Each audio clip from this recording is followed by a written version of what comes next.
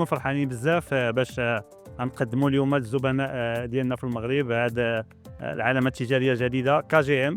هي علامة تجارية جديدة ولكن راه ماشي جديدة في نفس الوقت، لأنه الحمد لله مازال لحد الساعة المغاربة كيشوفوا السيارات ديال سونغيونغ. KGM راه هي سونغيونغ دارت مجموعة ديال لي مويان باش ان شاء الله تطور من لي برودوي ديالها وتطور اوسي من الابتكار في مجال ديال السيارات.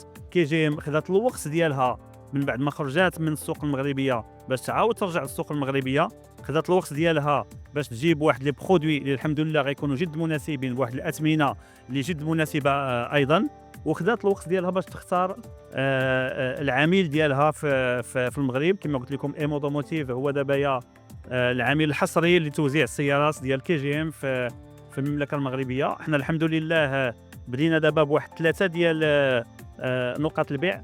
عندنا 2 ديال نقاط البيع في مدينه الدار البيضاء، واحد في ليساسفا وواحد في دار العمر، وعندنا نقطه ديال البيع في مدينه الدار البيضاء مدينه الرباط في الحي ديال اكدال. وان شاء الله عندنا واحد البرنامج غادي يكون ان شاء الله سريع باش ان شاء الله نمشيو لمدن اخرى كطنجة ومراكش واكادير.